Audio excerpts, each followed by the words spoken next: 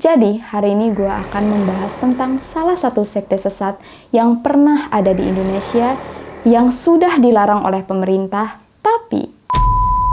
Hai guys, apa kabar kalian semua? Welcome back to Ruang Gelap.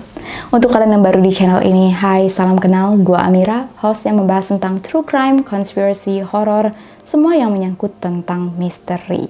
Nah, pada kali ini kita akan ngomongin tentang sekte sesat.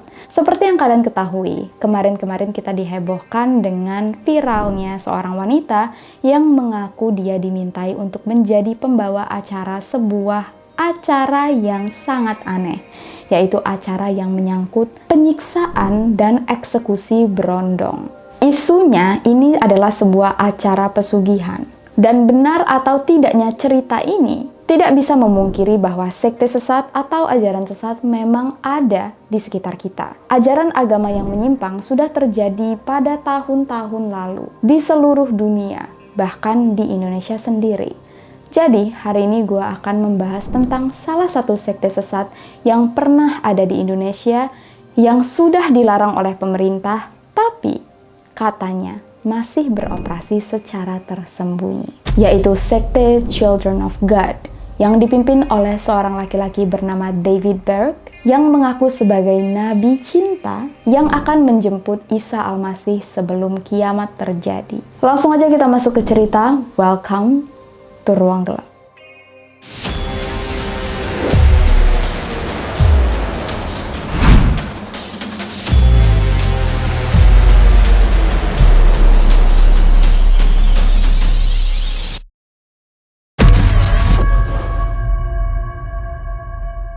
David Brandberg lahir di tanggal 18 Februari 1919 di California, Amerika. Kedua orang tuanya adalah pendeta yang bernama Hilmer dan Virginia. Sangat terpandang di komunitas gereja mereka. Sejak dulu, ibunya memiliki sakit punggung, dan suatu hari sakit punggungnya ini sembuh. Menurut ibunya, ini semua adalah mukjizat dari Yang Maha Kuasa. Dan karena pengakuan ini, ibunya dan ayahnya didepak dari gereja tempat mereka biasa menjadi pendeta. Karena sudah kehilangan komunitas gereja, ibu dan ayahnya mengajak David untuk tur keliling menggunakan mobil, menyebarkan agama dengan cara mereka sendiri. Dan sejak kecil, David tidak pernah dimarahi oleh ibunya. Menurut ibunya, apapun yang dilakukan David pasti benar. Sehingga di mata David, ibunya ini seperti sosok malaikat yang turun dari langit. David beserta kedua orang tua dan kedua saudaranya lalu pindah ke Florida. Dan saat David berumur 20 tahunan, terjadilah peristiwa penyerangan Pearl Harbor. David dikirim untuk mengikuti militer. Tapi di tengah jalan, David malah mengalami pneumonia dan juga kerusakan jantung. Sampai-sampai David hampir aja meninggal dunia. Nah, waktu lagi sekarat, David berdoa kepada Tuhan. Dia bilang, "Ya Tuhan, jika Engkau menyembuhkan aku akan memberikan seluruh hidupku pada Engkau." Dan tiba-tiba, penyakitnya sembuh. David lalu dipulangkan ke rumah, dan semenjak itu dia sudah terdoktrin di otaknya, dia bakal menjadi pendeta juga seperti kedua orang tuanya, menepati janjinya kepada Tuhan. David lalu menikah dengan wanita bernama Jane dan memiliki 4 anak, bernama Linda, Paul Brand, Jonathan, dan Faith. David dikirim oleh ayahnya untuk menjadi salah satu pendeta di gereja Arizona. Tapi David malah didepak keluar karena katanya dia terlibat skandal pelecehan terhadap pegawai gereja. Menurut David, ini semua adalah bohong. David didepak karena dia mendukung perbedaan ras di dalam gereja. Dan sampai sekarang kita nggak tahu yang mana yang benar. Beberapa kali David berusaha untuk menjadi pendeta di gereja lain. Tapi setiap kali dia nggak pernah merasa cocok. Nilai-nilai agama yang David punya bertentangan dengan nilai gereja. Karena di balik sosok alim David, dia punya keinginan untuk mengeksplor yang namanya seksual. Dan sejak dulu David sudah ingin melakukan poligami. Secara diam-diam, David bahkan berselingkuh beberapa kali di belakang istrinya. Karena semua gereja menolak dia, David akhirnya menyebarkan agama secara sendirian. Caranya, dia mengajak istri dan anak-anaknya untuk naik ke dalam mobil, keliling kota, lalu turun di beberapa komunitas untuk menyanyi sambil menyebarkan agama. Nah, selama bertahun-tahun inilah kegiatan David dalam menyebarkan agama.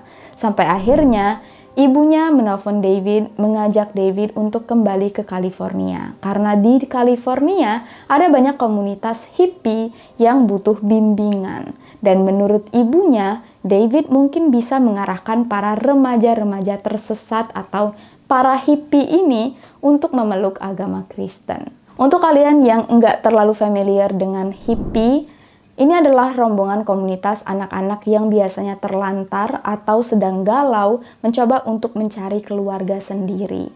Jadi kebanyakan mereka hidup berkelompok dengan orang-orang yang mereka anggap sebagai keluarga.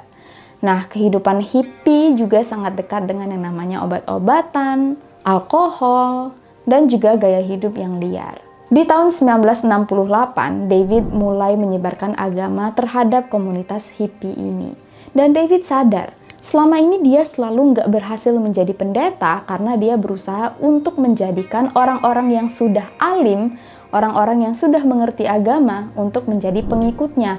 Makanya dia ditolak. Nah, sekarang para pengikutnya adalah anak-anak remaja yang belum pernah disentuh oleh agama dan kebanyakan sedang mencari jati diri.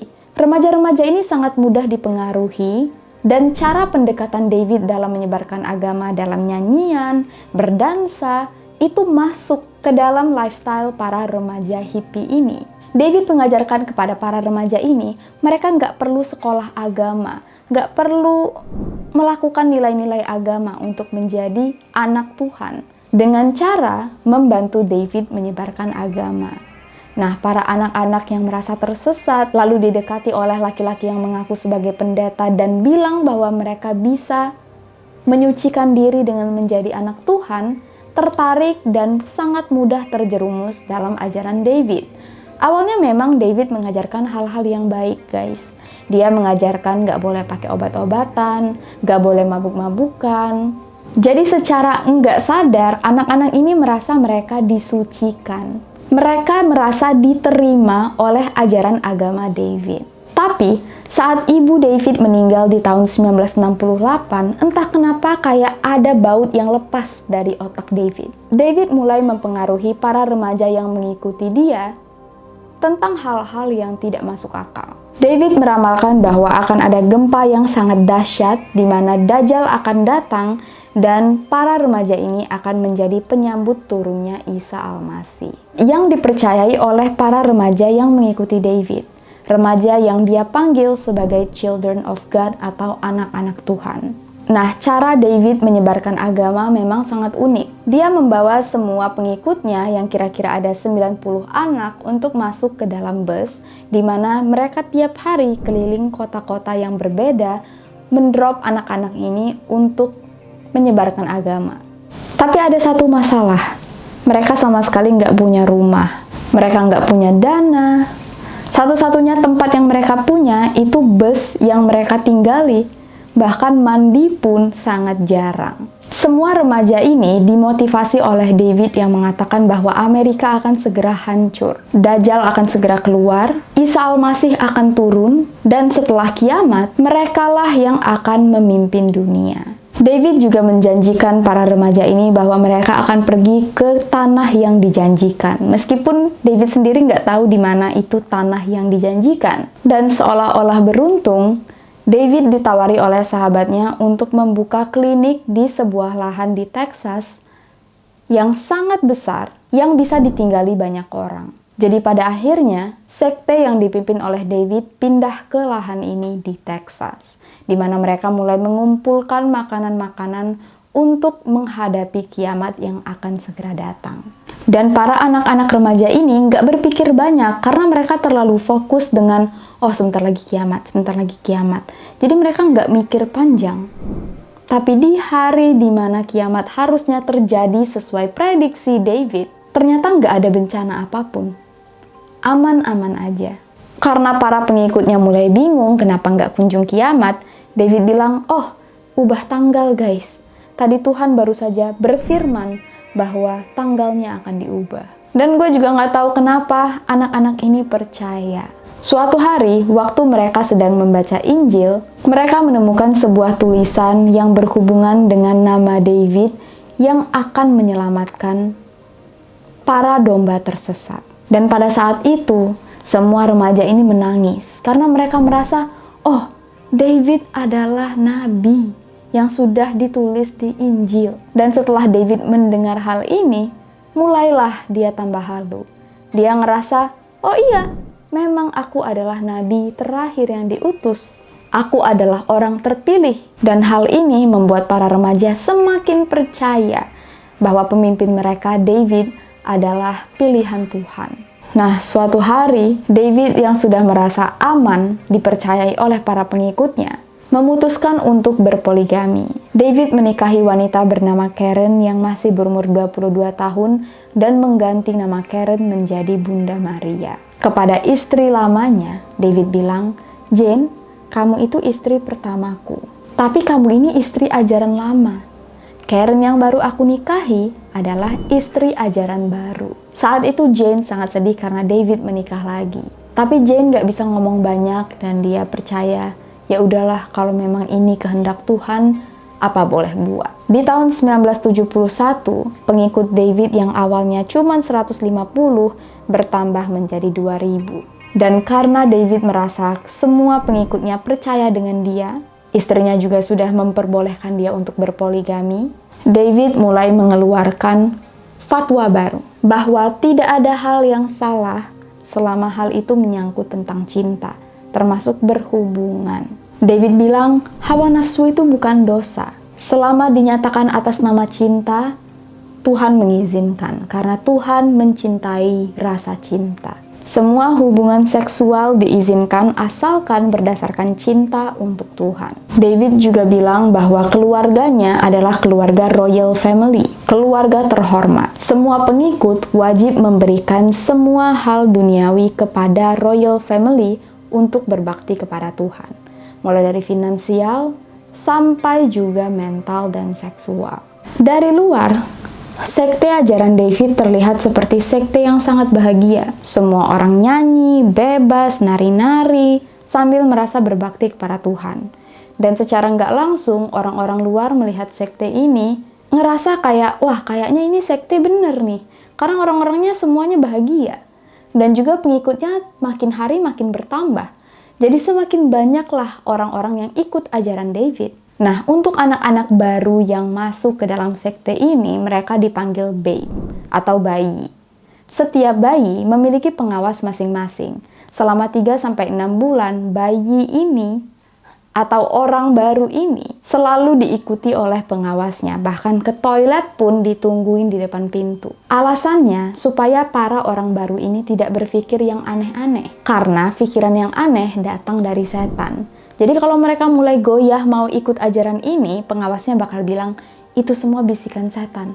Kamu itu mulai dipengaruhi setan. Jangan banyak berpikir, lakuin aja. Dan setelah 6 bulan, barulah nanti anak baru ini dibebaskan dan tidak diawasi lagi. Semua remaja yang bergabung dalam sekte ini juga dipaksa untuk pisah dari keluarga mereka. Dan karena hal inilah, orang tua para anak-anak yang masuk dalam sekte David mengadu ke pemerintah. Mereka minta anak mereka segera dikembalikan. Jadi, mulailah sekte ini diperiksa oleh pemerintah.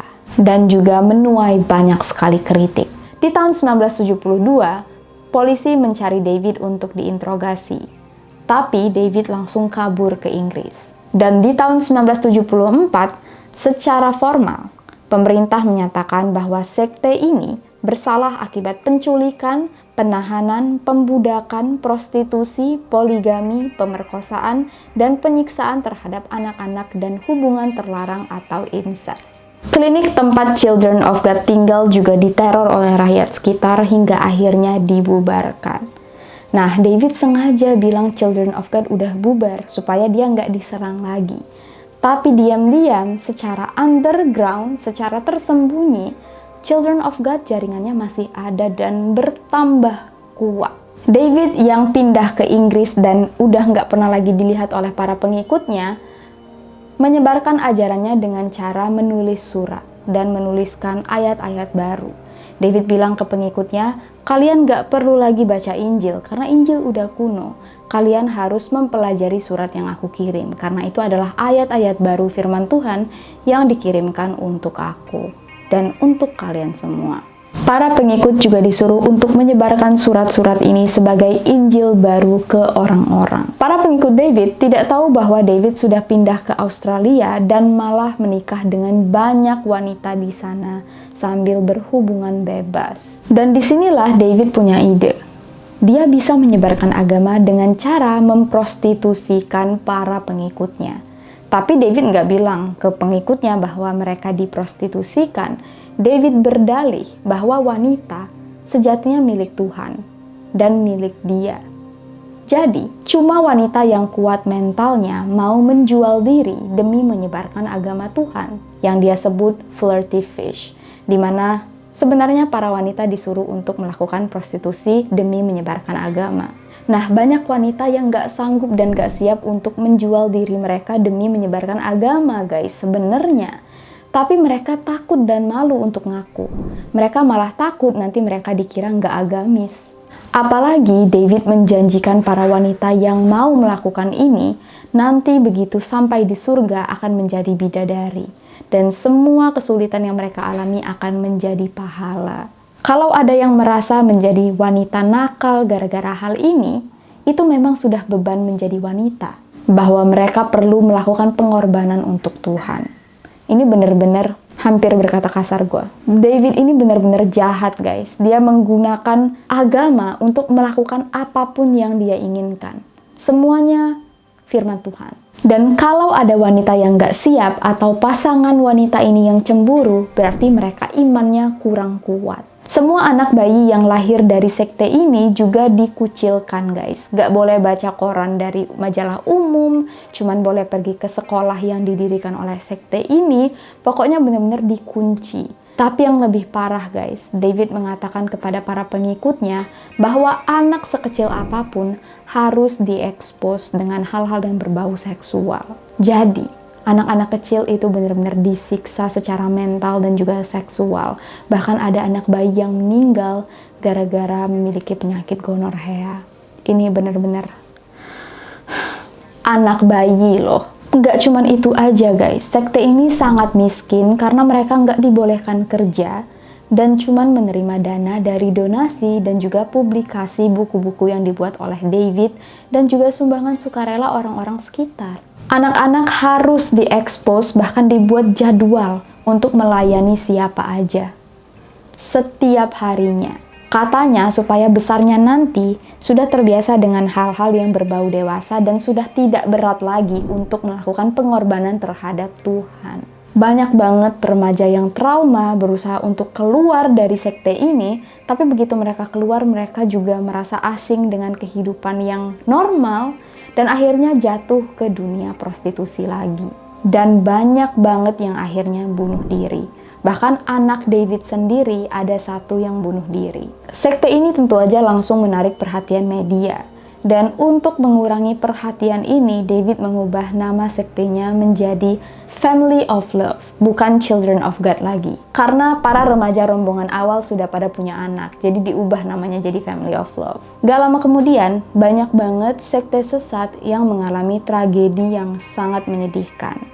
Sehingga pemerintah makin mengawasi sekte sesat yang dipimpin oleh David ini. Secara terselubung, sekte ini sendiri ternyata sudah tersebar ke 70 negara. Dan David sama sekali nggak bisa ditangkap. Di tahun 1983, David sempat bersembunyi di Filipina dan dicari oleh Interpol, tapi selalu aja nggak berhasil ditemukan. Akibat banyaknya sekte sesat yang menyiksa anak-anak, di tahun 1986, Amerika menetapkan bahwa hubungan seksual terhadap anak di bawah umur dinyatakan sebagai sebuah kejahatan. Anak-anak generasi selanjutnya banyak yang nggak percaya dengan aliran ini karena mereka sendiri merasakan dampaknya. Dari kecil mereka dieksploitasi, disiksa, dan kalau mereka ketahuan meragukan ajaran ini, mereka semua disekap, nggak dikasih makan, sampai mereka berubah pikiran. Kalau mereka nggak mau melayani para orang dewasa juga sama. Dan semakin mereka disiksa, semakin mereka memberontak. Hingga akhirnya di tahun 1992 terjadi penggerebekan di tempat-tempat sekte ini, khususnya di Australia, Perancis, Spanyol, dan Argentina, di mana para polisi mendapatkan bukti bahwa anak-anak disekap dan disiksa di sekte ini. Bahkan adanya dugaan penjualan anak. Banyak sekali anak-anak yang meninggal, kurang gizi, dan benar-benar dalam keadaan yang sangat mengkhawatirkan. Para anak-anak juga mengaku dari kecil mereka disuruh untuk menari tanpa busana sebagai bentuk pemujaan terhadap Tuhan. Bahkan cucu David sendiri sudah dilecehkan sejak berumur 12 tahun oleh David sendiri, kakeknya. 2 tahun kemudian, David dinyatakan meninggal setelah mengidap penyakit herpes dan impotensi. David dikubur di Spanyol tapi tidak pernah ditemukan. Wajah David sendiri tidak banyak ditemukan dalam foto-foto dan lebih sering digambarkan sebagai singa. Banyak pengikut sekte ini yang tidak pernah bertemu dan tidak pernah melihat wajah David. Setidak-tidaknya ada 6 perempuan yang bersaksi mereka merupakan korban pelecehan yang dilakukan oleh David, termasuk 2 anak perempuan David sendiri, cucunya sendiri, dan juga anak angkatnya. Meskipun David sudah meninggal, sekte ini masih dilanjutkan oleh Karen atau si Bunda Maria tadi dan Stephen Douglas Kelly, salah satu pengikut setia yang dinobatkan sebagai Raja Peter. Diramalkan bahwa Bunda Maria dan Raja Peter akan memimpin dunia di kemudian hari. Meskipun sekte ini sudah tidak lagi melakukan prostitusi, tapi tetap aja mereka percaya dengan yang namanya free love. Sekte ini masih tersebar di seluruh dunia dan masih percaya bahwa kiamat akan segera datang dan percaya bahwa David adalah nabi. Keberadaan pemimpin para sekte ini tidak diketahui dan masih bersembunyi. Children of God sendiri masuk di Indonesia tapi sudah dilarang di tahun 1984, meskipun katanya sampai sekarang masih beroperasi secara tersembunyi. Sekte ini juga sudah berubah nama menjadi The Family International. Bahkan kabarnya ada beberapa tokoh figur Indonesia dan artis yang tergolong atau termasuk dalam sekte ini. Anyway, sampai di sini dulu guys cerita kita pada kali ini. Thank you so much untuk kalian yang sudah mendukung Ruang Gelap. See you guys on the next video. Sorry kalau misalnya ada kesalahan penyebutan nama atau informasi. Semua informasi gue dapatkan dari podcast Let's Talk About Sex di episode Children of God part 1 dan part 2. Sampai jumpa di video selanjutnya. Please, please, please stay at home, take care, stay safe, and stay alive.